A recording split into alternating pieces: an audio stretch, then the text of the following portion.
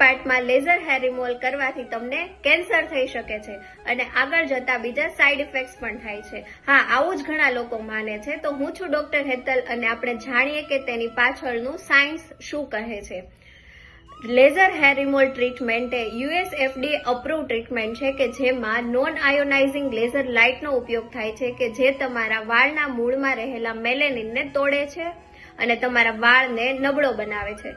તો આજ સુધી એવા કોઈ પણ જાતના સાયન્ટિફિક એવિડન્સ નથી મળ્યા કે જેમાં લેઝર હેર રિમૂવલ કરાવ્યા પછી કોઈને કેન્સર થયું હોય અથવા તો કોઈ પણ જાતની લાંબા ટાઈમે સાઇડ ઇફેક્ટ્સ થઈ હોય. અને આ વાત માત્ર હું નથી કહેતી, પરંતુ તમે ગૂગલ અને ChatGPT પર પણ જાણી શકો છો. તો ખોટી અફવાઓ અને ગેરમાન્યતાઓથી દૂર રહો અને જો તમે પણ વેક્સિંગ અને રેઝર કરીને કંટાળી ગયા છો, તેની પાછળ તમારો સમય અને એનર્જી અને પૈસા બરબાદ નથી કરવા માંગતા,